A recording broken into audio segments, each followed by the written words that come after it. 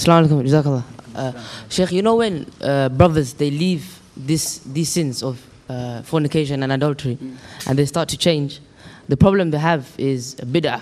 And you know bid'ah is another big menace to society. So can you just highlight on this topic? It's a big menace, you know, to society, inshallah.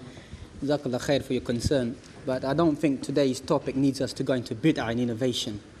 Because I think many of the young people at the moment, mashallah, are not involved in innovation anymore. The revival of Islam at the moment is quite paramount in this country, and most young people are not involved in innovation. Most young people at the moment are involved in the things that we talked about today, whether they're practicing Muslims or non-practicing Muslims, whatever disguise it may be. And so we need to get unity upon those things, that we should be involved more in social work. Because the corruption that exists, there's no point in going to a Muslim and saying to him, you're full of bid'ah, you're full of innovation. Because the only bid'ah innovation that they have is muharramat, is haram things.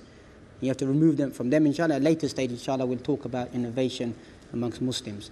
The brother here. Assalamu alaikum. Assalamu alaikum. Assalamu alaikum. Jazakallah, Allah reward you. Very nice speech. I saw on TV the other night American soldiers from broken families. Okay. One of the brothers, one of the soldiers was saying, one of the brothers of human race, one of the American young man was saying, my mother told me if anything happens to me, the best thing for you to do is to get an education, to join the army. Okay. So I just wanted you to comment, like, if you could break down the family, then these young boys will join the army for an education, for food and so on and so forth, because they can't afford rent.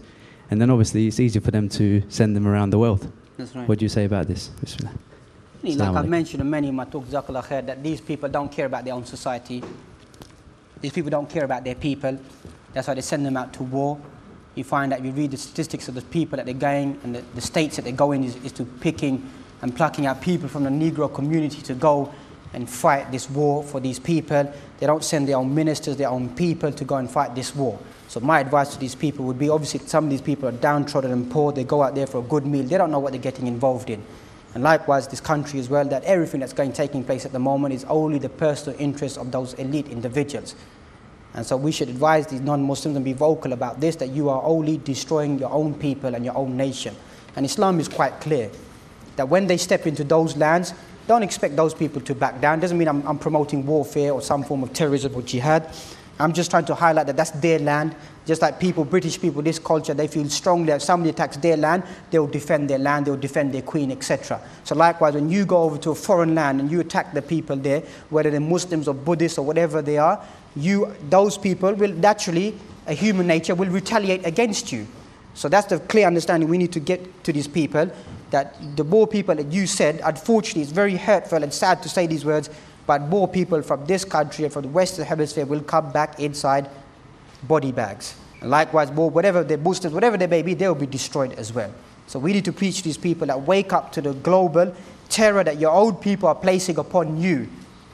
Not the global terror of Islam or Osama bin Laden or Taliban, whoever it is, or Saddam, whoever it may be. The global terror is your own people who don't care about you and are sending you there to carry out certain actions where no evidence has come to light at the moment.